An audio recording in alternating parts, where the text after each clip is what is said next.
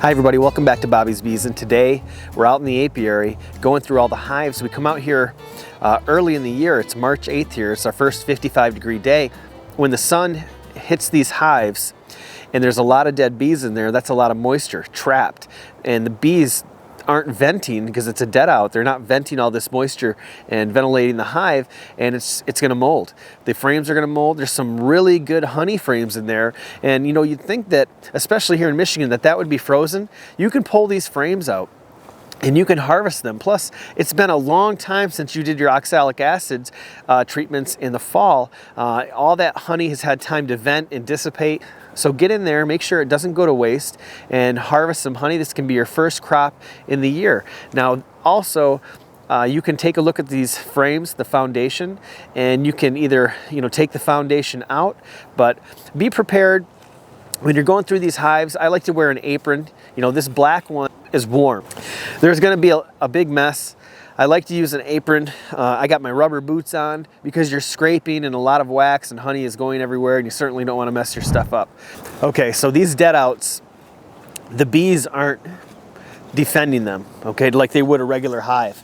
So what I have is I'm using a couple vent boards, vent frames to collect all the wax, and we can melt down whatever's going to melt down later. We have a stack of boxes that have been cleaned out. The frames are being scraped as we're cleaning them out, and we're going through these hives, and we have a scrape station and we have a stacking station. Now we'll probably go one more box. I think I'd like to do about 4 or 5, and they're so sticky they don't blend, they don't blow over. And I also like to put on the other side, you can't see it, but there's a vent, there's a hole where the bees don't have to go all the way through the bottom. They can actually come in the top, and throughout this stack there's holes on the other side so the bees can get in and out. So I'll just get started. Now, I never know for sure. I've been surprised sometimes when I go to get into one of these hives. I think they're a dead out, and I get in and it's a healthy hive. So I've been fooled before, but I've marked all these. So the ones we're going through today have been, I went through, I think it was about 2 weeks ago. And so what I do is I just basically set them right there.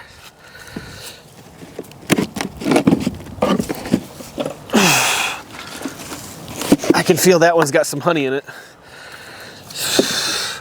And I'll just dump the bees out.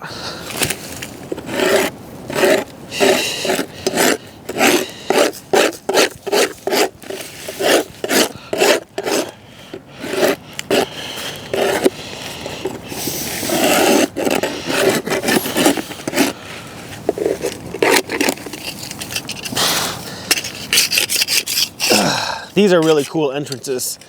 It keeps the mice out. So I just set this out maybe a half hour ago. They dry really fast. Just put them out in the sun.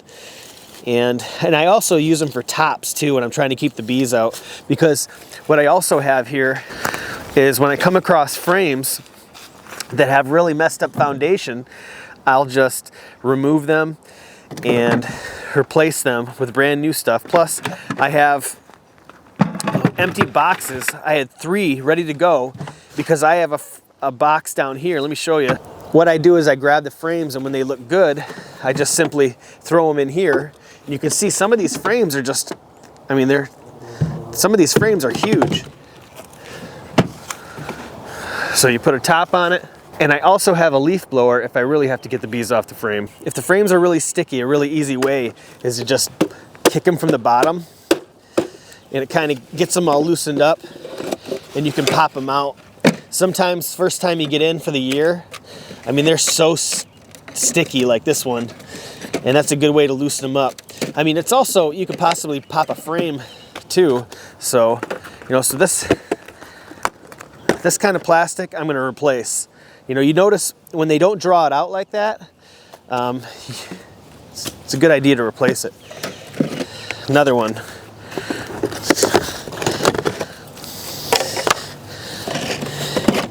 This looks good.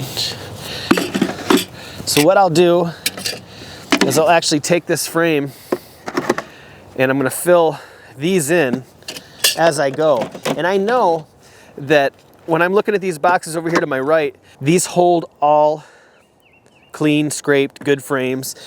What I'm gonna do is I'm gonna use them for swarm traps and going through hives and expanding the hive. And another good idea is to have a bin out here so you can scrape the propolis off the frames and take that propolis and you can sell it. That's a product for you.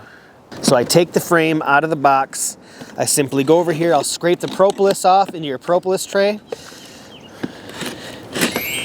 And I mean, it's really clean. It doesn't need that much. Now you don't have to do all this, but I just like to do it all at the same time. Frame's nice and clean, and then I'll throw it in this box. And we'll just keep going. And then later, if you see any mold that you want to clean up, you can dip these frames later if you want. But I'll come back and I'll collect all this wax and we'll melt it all down. Now some of this really, really dark stuff, it doesn't melt down very good. But you certainly want to collect your wax and your propolis because those are two byproducts. They come with beekeeping and they're very, very good for you. I mean, they hold antibacterial properties, antifungal. I mean, you can make really good chapstick. It's not just like wax chapstick, it is medicated chapstick. Made from your bees. It's pretty neat.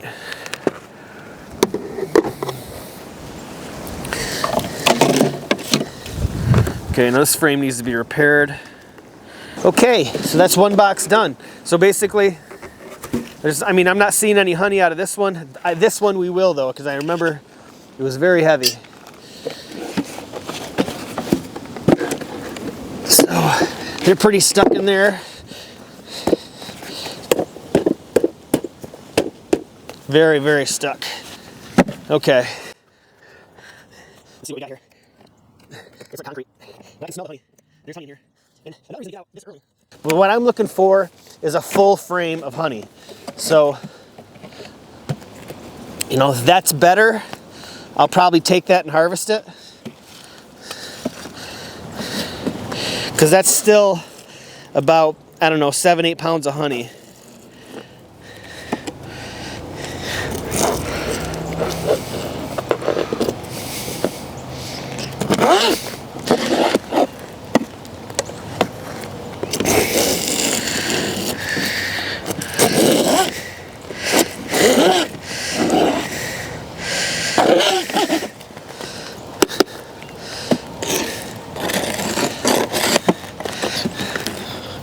Now this wax, it does a great job of keeping the honey. I mean, you'd think that it would be crystallized, but it's not. It's actual honey behind that. Even though it's been out in freezing temps, you can still harvest it in Michigan. Okay, so we got a frame that looks pretty good on that side. You got dead bees on this side. Looks like pollen. So what I'm gonna do is I'm gonna try to scrape as much of the stuff out as I can that I don't want. I don't want all the pollen when I'm harvesting the honey. I definitely don't want the bees in there. Get all this out. Get all that out.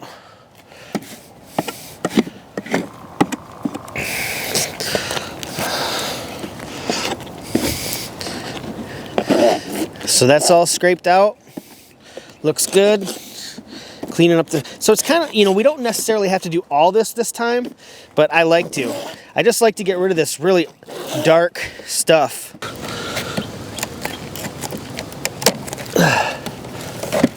Okay. I mean, your back really starts getting sore. I'm telling you what. So I try to scrape the bees because you're going to take this... You're going to be taking this back and melting it down. You don't want a bunch of bees clogging up your net. A few bees are to be expected. Now, it just depends on if it's only like a pound of honey or something like that. I'm not going to waste the time or take up the room in the harvest boxes.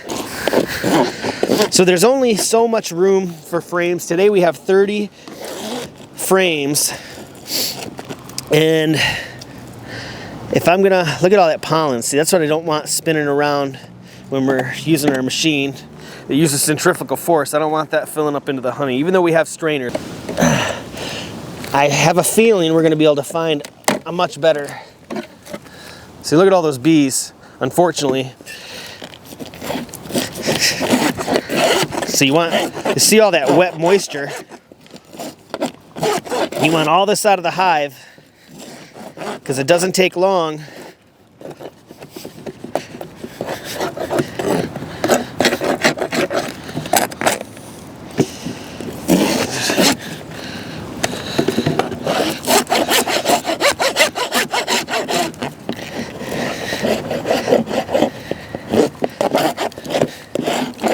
It's a good workout, but you know, it's nice to have something like this to rest the frame on. So this is really old stuff. See how dark that board is? I'll probably change the board, but I'm gonna leave it until I get done feeding this honey back. This time of year, I don't really worry about robbing. All the hives are just trying to get over the winter. And we have a lot of cold weather still. In March, we, on average, get about 5 inches of snow at least in Michigan, at least in Zone 3, which is the kind of the palm, the lower palm of the hand.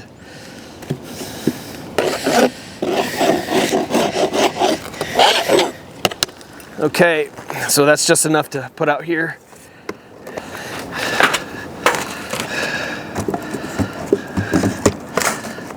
And I do put a vent box at the top so everything's breathing.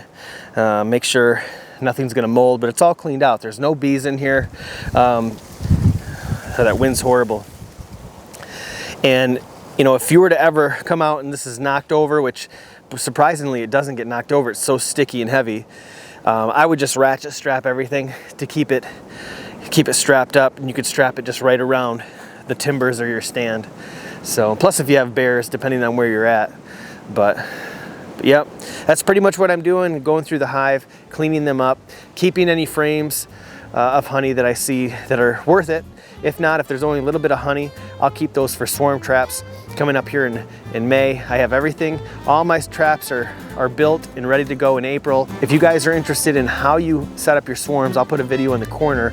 We catch about a dozen every year. Thanks so much for watching, and we'll see you on the next video.